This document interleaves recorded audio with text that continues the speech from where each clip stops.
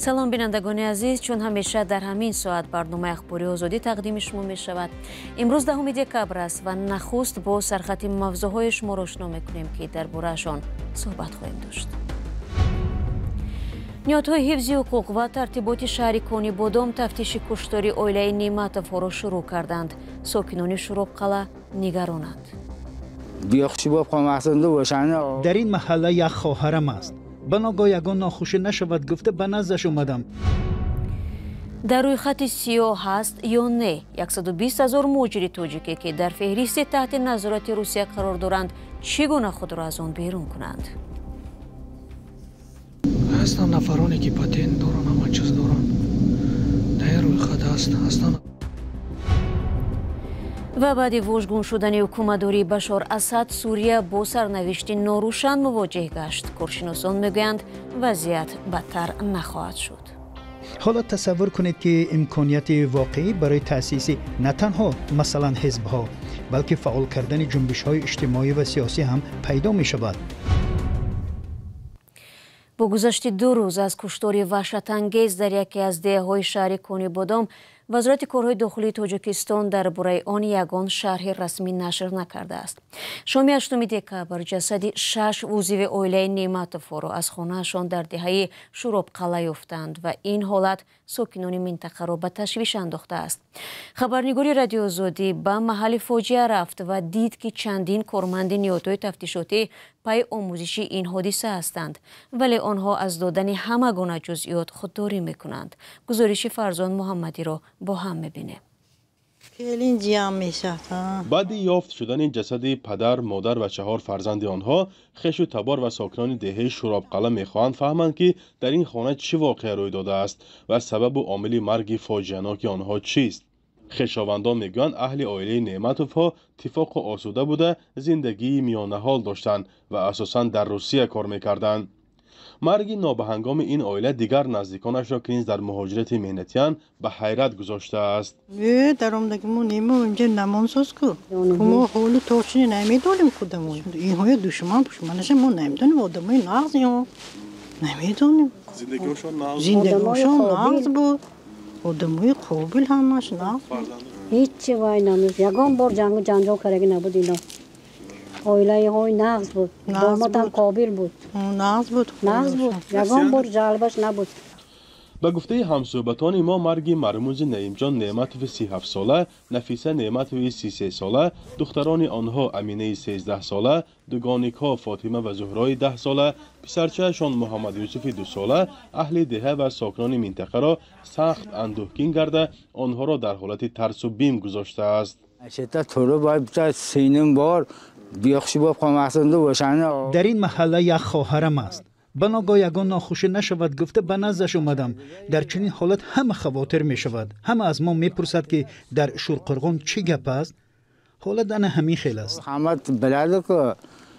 дар ҳоле ки мақомот дар ин бора маълумоти расмӣ намедиҳанд, чанд манбаи Радиои Озодӣ гуфтанд ки зоҳиран аъзои ин хонавода аз ҷониби як ё якчанд нафар кушта шуданд. дар ҷои ҳодиса гурӯҳи таҳқиқотии Вазорати корҳои дохилӣ кор мекунад, аммо намояндагони он омода нашуданд дар ин бора шарҳе диҳанд. ин вазъ бисёре аз хонаводаҳо ва пайвандони онҳоро ки дар муҳоҷирати корӣ дар Русия ва кишварҳои дигар ҳастанд, нигарон кардааст. ҳодисаи куштори хонаводаи Неъматовҳо дар ҳолест ки шаҳри Конибодом бештар аз 1 сол боз бо чунин ҳодисаҳо дар сархати расонаву шабакаҳои иҷтимоӣ қарор гирифтааст. дасти кам чанд аъзои 6 оила дар ин минтақа бо аломатҳои қасдан ба ҳалокат расондан ёфт шуданд. масъулони мақомоти маҳаллӣ мегӯянд қисме аз чунин ҳодисаҳо ба ҷанҷолҳои хонаводагӣ рабт доштанд ва таҳқиқ дигар ҳодисаҳо идома дорад. дар як маврид аз даст доштани як нафар ё гурӯҳи беруна суҳбат шуда буд. ҷузъиёти ин ва дигар ҳодисаҳои шаҳри Конибодомро пайгирӣ дорем ва бо дарёфти маълумоти нав онро дар гузоришҳои дигар бароятон пешниҳод хоҳем кард. Фарзон Муҳаммадӣ, Радиои Озодӣ, шаҳри Конибодом. бинандагони азиз, гузоришҳо дар бораи ҳалокати аъзои 5 оилаи дигар ки ҳамин гуна ҷасадҳояшон дар як соли ахир дар шаҳри Конибодом пайдо шуда буд, метавонед дар вебсайти мо мутолиа кунед. وزارت مهنت، مهاجرت و شغل اهالی تاجیکستان خبر داد که تا حال بیش از 60,000 نفر از طریق تلگرام این نهاد خود را در رویخط شخصانی تحت نظارت مقامات روسیه سنجیدند. در این رویخط 120,000 زادگان تاجیکستان شامل بودند. معلوم نیست اکنون چند از آنها برای بیرون کردن اسمشان از آنجا موفق شدند. در حالی که این نهاد از مهاجران تاجیک تکرارا درخواست دارد که اسم خود را در رویخط شخصانی تحت نظارت تفتیش نمایند، نه همه می‌دانند که در صورت دریافت نامشان باید چیکار کنند. پاسخ به این سوال در گزارش همکاران ما علیشیر ظریفی و براد یوسفی. наврӯз як муҳоҷири корӣ дар русия пас аз талошҳои ба такрор маълум кардааст ки номаш дар рӯйхати 120,000 нафари афроди таҳти назорати мақомоти русия набудааст. ин рӯйхат номи зиёда аз 120,000 шаҳрванди тоҷикистонро ҳамчун афроди қонуншикан дар бар мегирад. наврӯз мегӯяд исми бародараш дар ин рӯйхат ҳаст, вале намедонад дар идома чӣ кор кунад. додарам ин рӯйхат ҳаст, меги ба куҷо муроҷиат мекунем, ба чӣ кор мекунем, инаша ҳеҷ кам намедонам. ҳастанд нафароне ки патент доранд, ҳама чиз доранд. дар ин рӯйхат ҳастанд нафароне ки ҳеҷ надоранд, ҳеҷӣ надоранд, дар ин рӯйхат нестанд. дар рӯйхати шахсони таҳти назорат дар русия онҳое сабт шуданд ки дар қаламрави ин кишвар ягон қонуншиканӣ карданд. фарқ надорад қарздорӣ аз пули телефон, напардохтани ҳаққи обу барқ, барои муддати тӯлонӣ риоят накардани қоидаҳои ҳаракат дар роҳ, ҳозир нашудан ба идораи давлатӣ бо вуҷуди даъватҳои ба такрор ва ё қонуншиканиҳои сахти дигар ба мисли ҷиноят. бархи муҳоҷирон ҳатто аз вуҷуди рӯйхати шахсони таҳти назорат дар русия огаҳ нестанд ва намедонанд ки аз кадом тариқ исми худро ҷустуҷӯ кунанд ки дар ин рӯйхат ҳастанд ё не. бо имсолам хешид ки бе ҳеҷ одамои соз ҳуҷҷат доштагиани гардонанд, бе ягум чи аям дамадет гардонанд. барои ҳамин овозаи дурӯғи кагишу теракка чи барои ҳамин бе ҳеҷ гардонестанд ҳозир. сайд не доктор месанҷи мерем. саломи дорад Нет, так как мы на территории нам же месанджи, да, ага чисто мы же мерем месанджи. Мы же мерем месанджи. вазорати меҳнат дар сомонаи худ ва шабакаи телеграмаш як гӯшаи таъсис додааст ки дар он муҳоҷирон метавонанд бо ворид кардани санаи таваллуд метавонанд пайдо кунанд ки исмашон дар рӯйхати шахсони таҳти назорат дар русия ҳастанд ё не. барои осон намудани кори шаҳрвандон мо дар телеграм, дар месенҷери телеграм чатботи махсус таҳия кардем. пайванде ки дар зери ҳамин навор аст, онро мекушоянд, ба таври автоматӣ ҳамун саҳифаи чатбот дар телеграм кушода мешавад. тугмаи начат ҳаст, дар онро пахш мекунанд. баъдан аз ҳамун шаҳрванд талаб карда мешавад ки ба саҳифаи расмии ҳамин вазорат дар худи телеграм номнавис шаванд, обуна шаванд. баъд аз обуна шудан бозпас гашта аллакай обуна шудан тугмаи пахш мекунанд ва баъд аз он бояд ки минтақае ки онҳо сабти ном шуданд интихоб мекунанд. хуб ва санаи таваллуди худро дар формати рӯз, моҳ, сол ворид мекунанд. намояндаи вазорати меҳнат қадами баъдӣ пас аз пайдо кардани исми муҳоҷир дар рӯйхати шахсони таҳти назорат дар русияро чунин шарҳ дод. дар ҳолате ки агар шаҳрванд номи худро дар ин рӯйхат дарёфт намуд, дар ин ҳолат якчанд сценария буда метавонад. агар ки шаҳрванд аз ҳудуди федератсияи русия баромада бошад, новобаста аз он ки дар кадом давлат, хоҳ дар тоҷикистон, хоҳ дар дигар давлат бошад, дар ин ҳолат танҳо ба шаҳрванд лозим мебиёяд ки хуб ҳамун шиносномаи худро саҳифаи якум ва саҳифае ки ҳамун муҳри баромад аз ҳудуди федератсияи русия монда шудааст, онро расм гирифта ба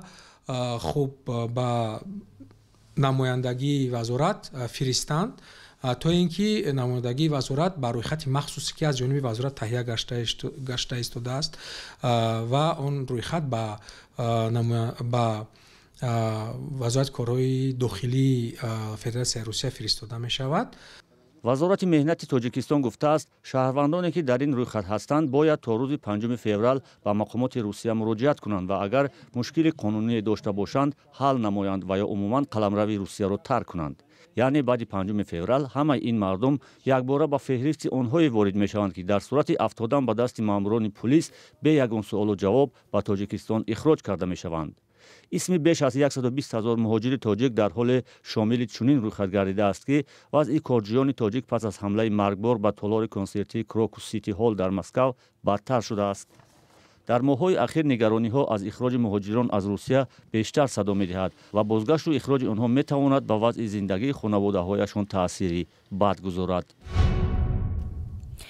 10 دکبر در گوشه‌های مختلف دمشق صدای ترکیش شنیده می‌شدند. طبق گزارش‌های رسیده بعد برکنارشوی رژیم بشار اسد اسرائیل به طور منظم پایگاه‌های نظامی سوریه را بمباران می‌کند. به قول گروه ناظران حقوق بشر سوریه که مرکزش در لندن میباشد، دولت یهودی اکثر انشاءات مهم نظامی سوریه را تخریب کرده نیروهایش را به منطقه حائل کنار تپه‌های جولان مستقر کرده است. شارحان به آینده سوریه با احتیاط بها می‌دهند ولی تاکید می‌کنند که وضع بهتر می‌شود. در این باره زرانگیز نوروز شاه گزارش می‌دهد. در حالی که مردم سوریه سقوط دولت بشار اسد را جشن می‌گیرند، طبق خبری رسانه‌های روسیه وی در این کشور پناهندگی گرفته است. میخائیل اولانوف سفیر روسیه در وین در صحفه خود گفت بشار اسد با خانواده‌اش در مسکو است. سرنگونی بشار اسد در روز 8 دکبر به حکومتداری خاندان او بر سوریه که 54 سال دوام کرد پایان بخشید. کشورهای غربی و مخالفانش در سوریه بشار اسد را به جنایت‌های زیاد از جمله کشتن غیر نظامیان، سرکوب مخالفان، قتل‌های عمومی، استفاده سلاح‌های کیمیاوی متهم می‌کنند و می‌گویند او با چنین بی‌رحمی‌ها در یادها خواهد ماند. مردم آویزه با عکس بزرگی بشار اسد را خراب کرده خوشحالی دارند. این را پاسخ به سرکوبگری‌های بی‌رحمانه حکومت او علیه اعتراض‌های عمومی سوریه در سال 2011 می‌دانند. این تظاهرات به جنگ داخلی در این کشور تبدیل یافت. در نتیجه حمله احتمالی کیمیاوی در سال 2013 در غوطه شرقی واقع در کناره‌های دمشق بیش از 250 نفر و در ادلیب دست کم 89 نفر کشته شدند. فعالان در این فاجعه‌ها حکومت را ابدار کردند. نیروهای حکومت بشار اسد را همچنین به حمله‌های به تکرار به مکتب و بیمارخانه‌ها و اعدام‌های خودسرانه گناهکار می‌دانند. بنا به اطلاع سازمان عفو بین الملل از سال 2011 تا 2015 حکومت سوریه دست کم 13,000 محبوس را در زندان نظامی به دار کشیده است. در مجموع در جنگ داخلی سوریه که از سال 2011 ادامه داشت قریب 5 میلیون نفر کشته شده، حدود 7 میلیون کس ترک کشور کردند. تحلیلگران سرنگون شدن حکومت بشار اسد را یک حادثه تاریخی می‌نامند. این حادثه تاریخی است، زیرا در دوام دست کم 15 ساله تنها یک حزب، یک رنگ و یک چهره در سوریه حکمران بود. به مردم اجازه نمیدادند که فکر خود را بگویند، حق نداشتند حتی مسئله هایی را که به نیازهای هر روزه آنها وابسته است، مثال فساد، قانون شکنی ها، سوء استفاده از قدرت محاکمه کنند. خب حالا تصور کنید که امکانیت واقعی برای تأسیس نه تنها مثلا حزب ها بلکه فعال کردن جنبش های اجتماعی و سیاسی هم پیدا می شود. شما می توانید آزاد و آشکارا درباره فساد، قانون شکنی ها و هر عمل نادرست صحبت کنید. یک سبب استواری حکومت اسد را در پشتیبانی ایران و روسیه از آن می‌دانستند و حالا فروپاشی این رژیم را ضربه به پشتیبانانش تلقی می‌کنند. هنوز معلوم نیست که پس از سقوط رژیم اسد سوریه را کی و چگونه اداره خواهد کرد. سروزیر این کشور محمد جلالی گفته است با هر رهبری که مردم بپذیرند همکاری و حکومت را تسلیم می‌کند. رهبران بزرگترین گروه‌های مخالف اسد تهیه قانون اساسی و انتخابات نو را ضرور دانستند. برخی همچنین اظهار نگرانی کردند که اکنون سوریه را چه آینده در پیش باشد. بینندگان عزیز، برنامه امروز به پایان رسید. تشکر از یکایک شما برای همراهی. خبرهای روز در سامانه azadi.org و همین صفحه های رادیو آزادی در فیسبوک و تلگرام، ایکس و اینستاگرام و یوتیوب و تیک تاک نشر می شود. اگر شما نیز از آن خبری دارید و میخواهید دیگران بدانند لطفاً بفرستید. تا ملاقات بعدی خود را احتیاط کنید و خدا نگهبانی هر یک شما باشد.